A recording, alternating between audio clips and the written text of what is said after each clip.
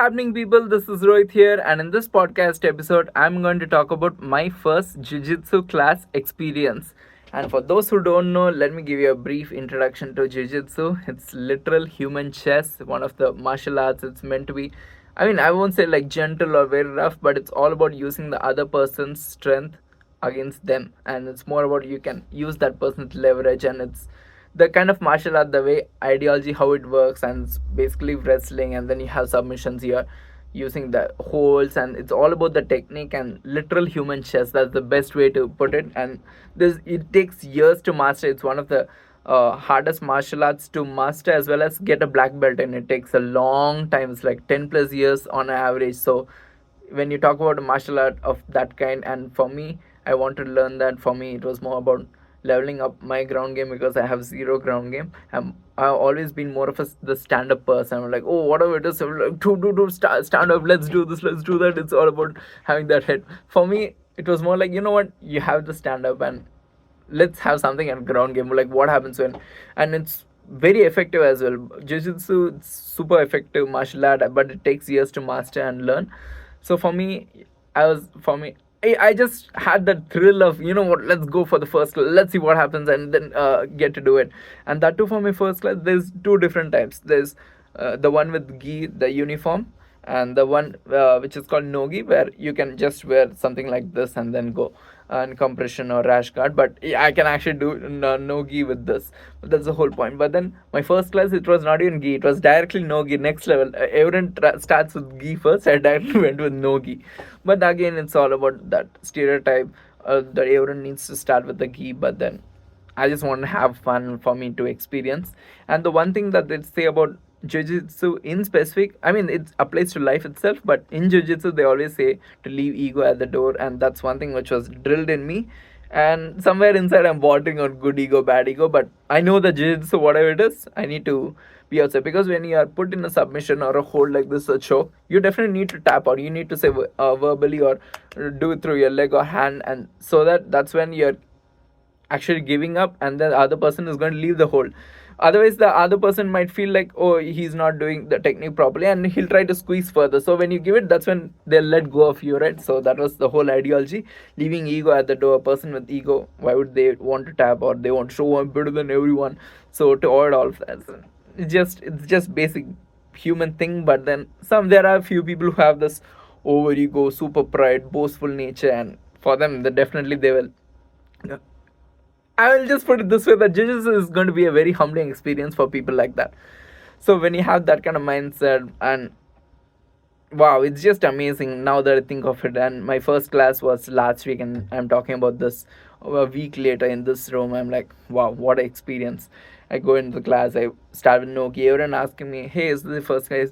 Because in that way, they're like, they're going to test their skills and on me, because I was a beginner. And for me, I'm like, let's go, let's have fun. And then we started with warm up and all that was fine. And then they showed me 2 or 3 techniques, and we had to drill those techniques. I found a partner, they were wearing mouth guard and all that. I was not prepared. So we are having this, we are trying to do this technique. And for me, it was more like, okay, I can try to understand. Like, even these people who are experts, they are taking their own time to understand and drill that technique. But for me, in that way, I was able to realize what techniques I was being good at, what techniques I'm bad at. Like when it comes to the explosiveness, speed, I'm like, okay, the way how I move, because you're the own judge of your body, and you are able to say, okay, I'm able to do this effectively. Or in the beginning, I did not even know how to do a choke, but then later in the class itself, I realized, okay, that. And then the first 2 submissions that I learned was Americana. So you're having the arm and then being twisted, and then there's a hand here. So I'm the one trying to defend, and then my hand is moving this way, so that is Americana, and you tap. The other one is the arm bar, where you're using your legs to push away the person's body, and then you're holding the arm, and that's the arm bar. So those two I learned first. And then in after that, 2 techniques, these 2 techniques were actually taught to me by the coach in between, while during sparring. So in first we drill those techniques, and then there's open sparring rounds where you roll with, it's called, rather than spar, it's more like a rolling with other people who are all there. So and they wouldn't put the mouth guard on, and I was like, what am I supposed to do now? Like, this is my first day. And then I was trying to defend off. I'm like, oh. So there's like 5 minutes per round. In between there's 1 minute of rest, so you switch your partners, and I got to work with different partners. Luckily and fortunately, my gym was really good and understanding. It was in a way beginner friendly because everyone were knew that, and they nobody were trying to test their thing on me or trying to overpower me in every single way. They were really nice, very helpful for me. So I think a lot of good gyms also weed out those kind of people who are trying to be the boss in the gym or something like that. That's not a good gym to be in the first place.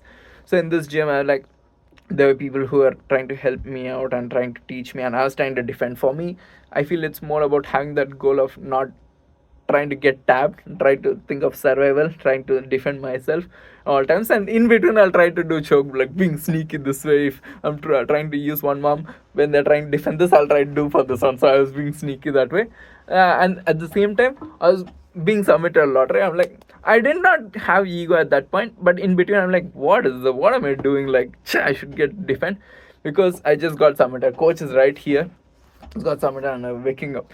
For some reason, it felt like a movie. I was like, what is this? I need to get this choke.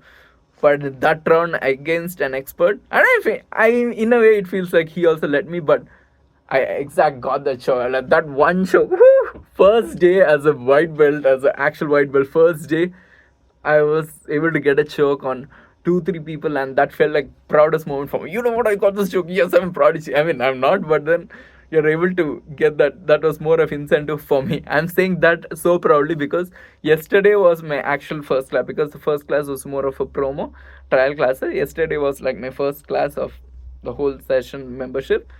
Yesterday I don't feel like I did that great, but I know that it's all about experience. Like there are days where you're going to feel amazing, because of the first promo class I just felt amazing. I'm like, yes, look at this, I submitted. It's such a proud moment. No ego, but still I submitted. Yes, that ending was good. And then yesterday it felt like I don't think I did that great, but yes, yeah, I got few techniques right, but I was also rolling with powerful, bigger, better opponents who have been trained for a long time. And then after every single time I was telling them thank you, and that way I was like, when I know that I am humble when it comes to martial arts, and that's what is needed, leaving ego at the door. And then I was telling thank you for, and then I was asking where all I can improve, having that beginner mindset, white belt mentality, so that I can also improve. They're like, don't be so hard on yourself because it's just your first day. I mean, today definitely, oh my god, my shoulder is paining. I think I got some infection. I need to use better soap. Then you're trying to dress well. And my mouth guard is still on the way. And then so many things that I need to change. And even the diet, it made me more conscious about the diet. But after that first class, so many changes. Look at this, just 1 or 2 classes which I went through.